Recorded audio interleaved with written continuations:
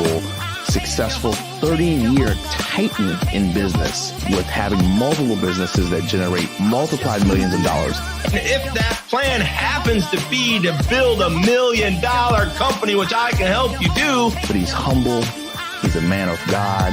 He's a family man. The world's news organizations are built on everything but positivity. He is an influential entrepreneur and business speaker for over 30 years. I've got to forecast. I've got to pronounce. I've got to project. I've got to share with you my ideas, my vision, my goals for not only myself, but for you. That's why he came up with his incredible concept of taking and creating a platform for people that are wired differently. And you got to understand that your habits of your person and your habits of your business and your habits of your spirituality have to lead to the North Star of who you are. We need to figure out who we want to be in life. We have to figure out who we're going to be in life. Good morning, everybody. Good morning. Good morning. Good morning. It's been a long, I would say 5, 6, 9, 10 days since I've been able to visit with you. And I got to tell you, it's a relief to actually be on live with you this morning. I got an exciting show I want to talk to you about, and they lived happily ever after. I've been thinking about this all week. I took some time off, and all of you have been graciously following me, and Chris has been a good job keeping up with the social media and all the things that we've got going on. But I got to tell you, man, I missed you. I missed this idea of being live. I missed this idea of like being a part of your life. I missed this idea. Look at all the followers. Thank you so much. You didn't forget me after 9 days. I missed this idea of coming up with this masterpiece that God has created for all of us, in us, through all of us, kind of on the fly. And what had kind of happened to me a week and a half ago or so, I was messing around with my masterpiece. I was messing around with my head. I was messing around with maybe going too long, too strong, too hard, not taking time with my family, not taking time with myself, and it caught up to me. I had a great teaching moment with Dave Kaufman and our Tiki Hut retreat and a corporate private retreat. It was just amazing. But I just want to tell you a little bit about what happened, and I want to get you into they lived happily ever after, because I got a great story. I just want to let you know that I got some type of virus, and then I lost my voice, and then kind of things moved on from there, and then I got some type of depression. Little not depression from a big piece of depression, but I started thinking, what if I can't get better? What if things aren't going to work? And then, some things set in, and we needed to heal. And so I wanted to share with you guys that before I get into today's show, that we all go through things. We all go through times, and we go through epic moments in our life. And I started thinking about what could I talk about on this first show back? And it hit me probably 4 or 5 days ago, and they lived happily ever after. So once again, thank you for following me. Thank you for the growing. We're up to almost 25,000 followers, and this morning's show is as big as it's ever been already for an early piece. And I want to talk to you about, and they lived happily ever after. You see, what we talk about living happily ever after, we think about Disney, we think about movies, we think about romantic movies, we think about life and how beautiful it should be and how what God can do for us. And I just want to remind you that the shows that I do for you, the things I talk to you about are always going to follow, right? The mindset, the mission, the movement, and the ministry of what we're doing wired differently, right? But I want you to understand that my goal every morning is to build you personally, and is to build you spiritually, and to build you profitably. So when I pick these topics, it's no joke, man. It's no joke, because it's literally a message that's got to transcend you personally for self-help. It's literally a message that's got to transcend you spiritually for your godly help. And then last but not least, I think God wants us to be profitable in our entrepreneurial mindset. I think God has put us in this world to be profitable, not always in money, but he's put us here to be profitable with people, with him, and with relationships. And so by far, the biggest impact I can have on you in your life is to think about these three things that we're always trying to triangulate. And in my third book, Your Will Be Done, I'm clearly triangulating our will from what you hear from people like me on shows like this and God's will so that they can both be done. And we're through God's guiding conscience. Because I need you to understand, without God, your subconscious has no conscience. Without God, your subconscious has no conscience. And so we need to invite him into our lives. We need him to understand. We need to understand that we need some guiding power. And it's funny somehow when we think about these things, Ephesians 2:10 talks about that we are God's masterpiece. And so I want to roll all this up into they lived happily ever after. I mean, I'm actually getting inertia from the momentum and what we're talking about. Because I want you to understand that when we hear those words, and they lived happily ever after, we think about fairy tales. We think about childhood. We think about goodness. We think about the happy endings that have been wrote in so many fairy tales and stories of days gone by from as early as the 1800s, right? But when I started to think about fairy tales and I started to think about happily ever after, I started to think about you.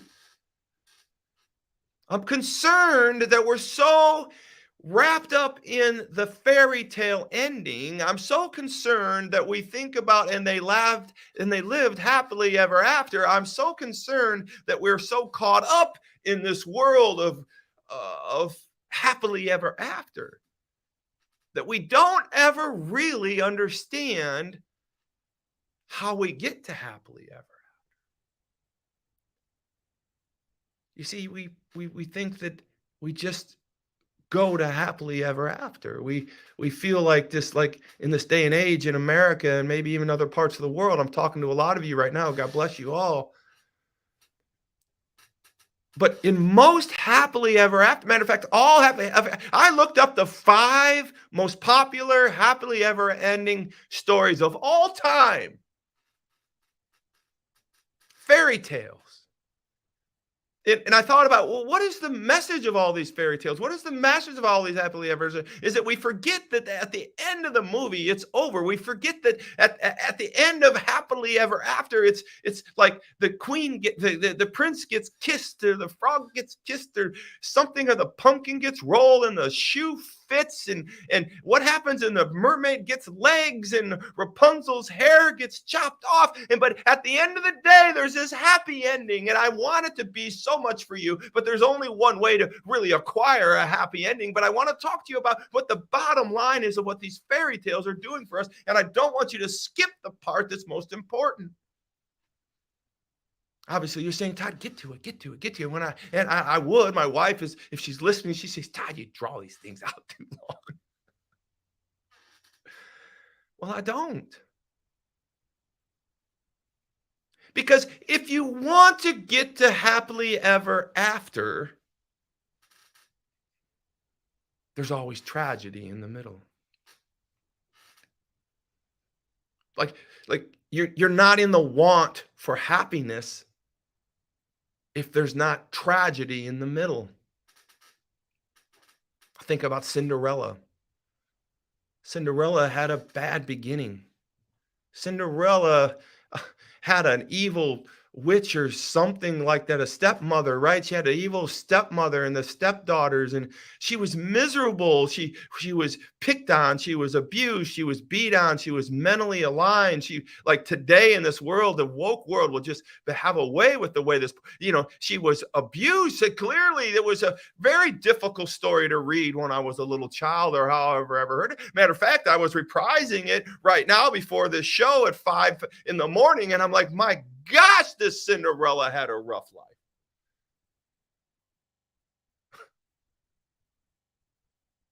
Evil sisters and evil mothers. I mean, for goodness sake, if your mother didn't like you, let alone sisters. I mean, I get sisters fighting a little bit, but you don't want a mom not like it. My heart went out to Cinderella when I read about her this morning. And I was so happy when the pumpkin and the coach, and I was so happy when the shoe fell. And I'm like, I remember the ending. If the shoe, fits her, then she would get the prince, and then she would live happily ever after. I know it's just a fairy tale, and I know I'm just a guy on a podcast, but I want you to understand that Cinderella has deep meaning, and that at the end, when the prince takes her and the shoe fits and they live happily ever after, we automatically forget the middle of the story. Little Mermaid, I know that one a little bit. I have little daughters, and I know a little bit about the Little Mermaid. Ariel, she's a classic. Cinderella's number one of all time, the queen, the king of the greatest story of all time. But Ariel's pretty close. Ariel was trapped by an evil king, Triton, in the ocean, and she just wanted to be on land. She just wanted legs, right? And she was abused underwater, and she did this, and she would do anything to escape the evil doings of being a mermaid trapped under the sea, only for want to be on the ground with legs and to find her prince, her answer, her freedom. Ariel was so desperate that she gave up her voice in a deal to get legs, to find her happily ever after. You see, we see the happily ever after with Ariel, but we forget for a moment that the only have a happily ever after is that we have to have a middle. And I think about Sleeping Beauty. Oh my gosh, the horror of my childhood coming up and thinking of these stories. Sleeping Beauty, oh my goodness. She had an evil witch mother, and I was picking on all these moms and all these stories, but an evil king, an evil mother, and she was just so beautiful, and she was sleeping, and they put her away, and if only a prince could come by and kiss a frog, and all these things could happen. But she was again downtrodden and abused until finally her prince came and saved her. Snow White. Clearly one of the classics of all time. Snow White was a beautiful daughter, but her stepmother was a fearful mirror, mirror, who's the fairest of all. Her evil stepmother was looking at her and said, listen, I can't have this stepdaughter being more beautiful than me and more powerful than me. And it's about power, right? It's about power. Snow White had it bad. So bad that she was cast out into the woods, wandering around in the woods until finally 7 little dwarves found her and picked her up and figured out how to get her patched up and cleaned up. And then she lived happily ever after with her prince, her man, her dream, her destiny. It doesn't always have to be a man. It's just an idea of salvation, this idea of being solved, this idea of having something happily and living happily ever after. It could be with another person. It could be in a business idea. It could be, obviously, what we're going to get to is with God here. But at the end of the day, I just want you to know that she lived happily ever after. We got Cinderella happy. We got Ariel happy. We got Sleeping Beauty happy. Snow White we have happy. But the story I want to share with you before I close today is the most devastating story of all time to me that riveted me to the point that I want to understand about happily ever after and fairy tales and this, obviously, this piece that we all have a fairy tale life. You have a fairy tale life. It's the life that you make for yourself. And most all of these stories, especially Rapunzel, there's a beginning where we start, and then there's a dark middle. And some of us are in the middle a long time because there's a short beginning and then there's a short end. And then the middle is our trials and tribulations and our stories and our war stories and the place where signs, wonders, and miracles can come true.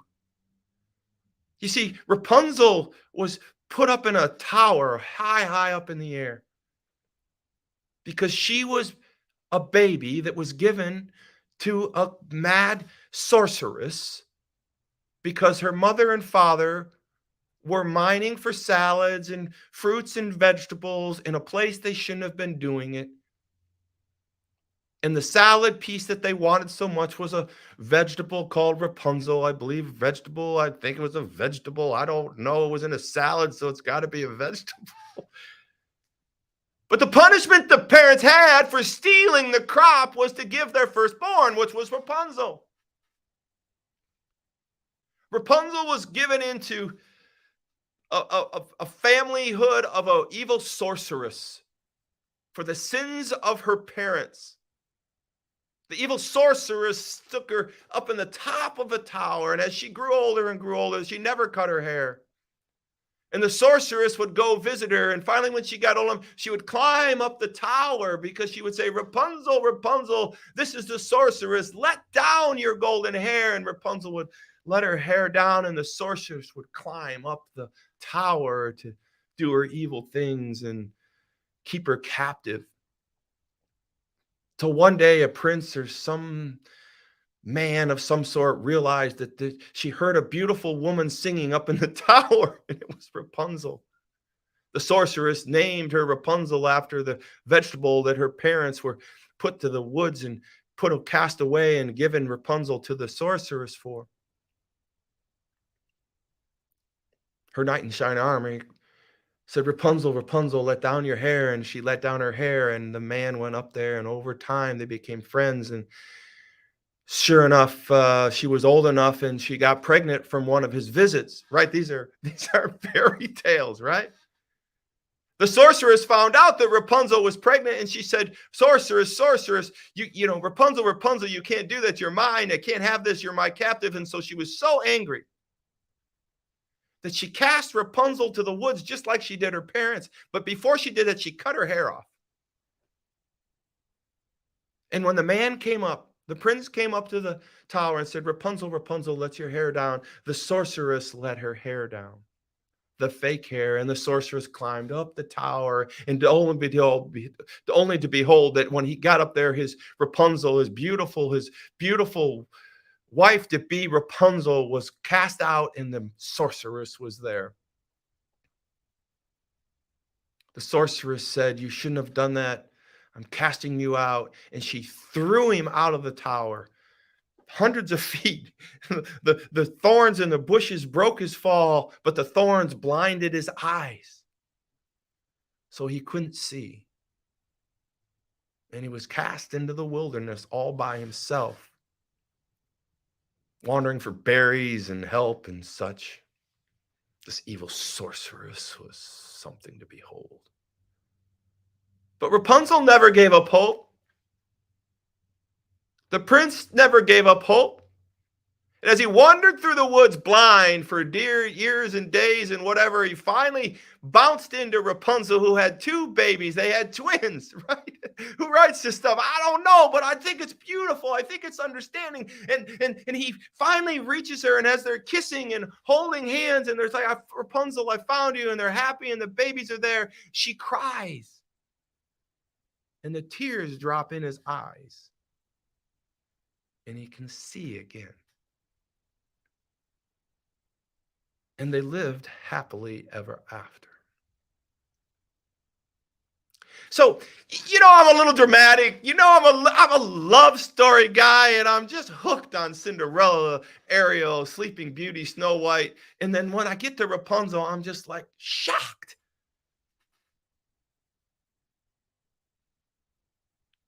Do you know a Rapunzel?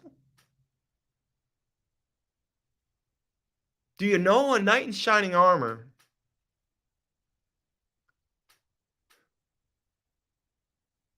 Do you know a fairy tale? Do you have a fairy tale? I mean, listen, my life is a fairy tale. I like live in these movie scenes. I live in this idea of storylines because I have hope in stories. I have hope in the stories and parables. I have hope in all that's before me. I hope that in Wired It Differently, you can see that these WD moments are created just for you. I'm here giving myself in a passionate moment, embroiled in the idea that I will live happily ever after, regardless of the middle.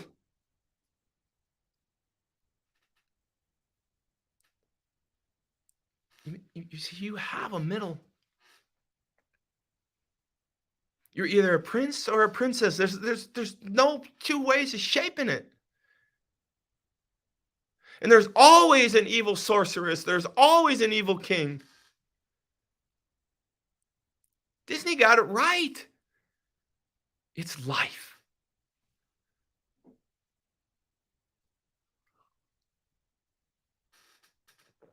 Disney didn't make all the movies, but they got it right. And I want you to think about this because I want to wrap this up for you. I want you to understand that Rapunzel was desperate. Rapunzel was trapped. Rapunzel was in pain. Rapunzel probably had some mental abuse. Rapunzel in this metaphorical story is me. It's you. Who's going to come to my tower? Who's going to come to me out in the woods? Who can I cry tears of joy and save them? You see, Rapunzel didn't know that her tears would free her man. Rapunzel didn't even know that he would come searching in the woods for her. The sorceress didn't know that by throwing him out of the window, that she would actually create the happy ending that she so desperately didn't want.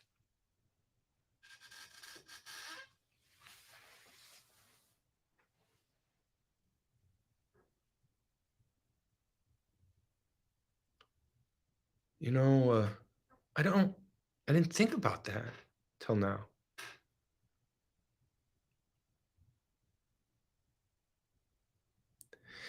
You know, it's just amazing how a person like me can have self-doubt, how a person like me can be so confident, be so called, so onerous, but yet so delicate.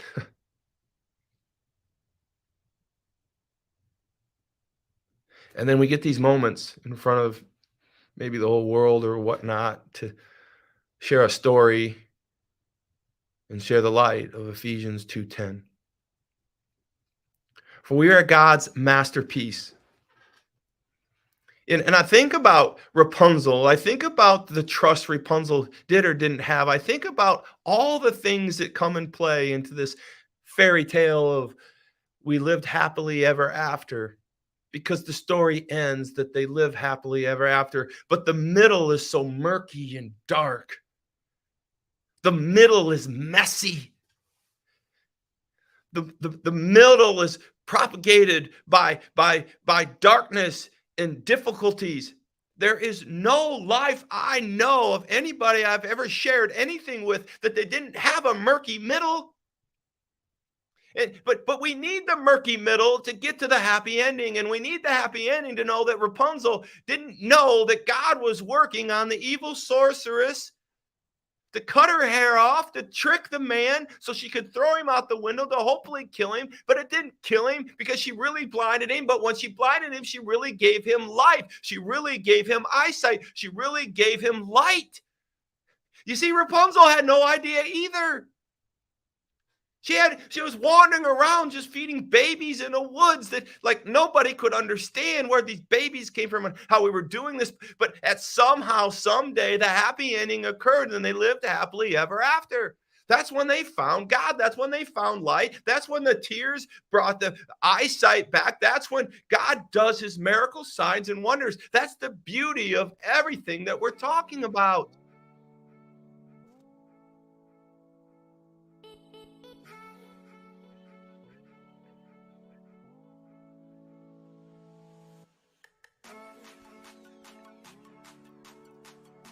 You see, for we are God's masterpiece. Ephesians 2:10 talks about it. He says, You are fully loaded. You are loaded for bear. You are loaded for life. You are loaded for anything you want in this world. You are loaded if you just lean on him. You're Rapunzel, you're Cinderella, you're Snow White, you're Ariel, you're Sleeping Beauty. You're all wrapped in one. I'm not talking about gender. I'm talking about you. You're either the prince or you are the princess. And there is an evil sorceress out there, and there is an evil king out there, and we are called to conquer those evil things because we know we are God's masterpiece and we are fully loaded.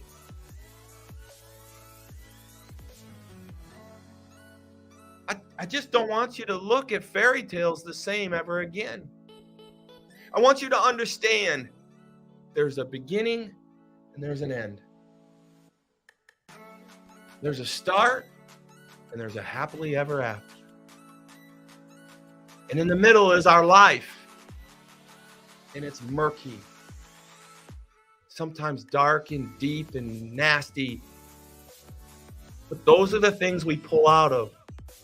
Those are the things we look for God for to help us and to deliver us from these murkiness and these sad parts, because he gave us those pieces to experience so we can experience him.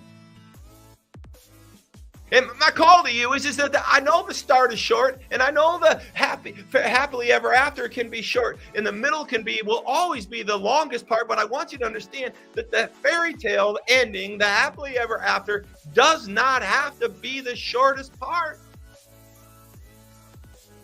Get on board with Ephesians 2:10, for we are God's masterpiece. Let's get it on like Donkey Kong. Let's start our fairy tale now. Let's put him in our life. Let's put him in charge of our murky middle. What a great day. I'm so glad I have you. I'm so glad I did this morning. I'm so glad it turned out so well. I'm so glad that you're in my life.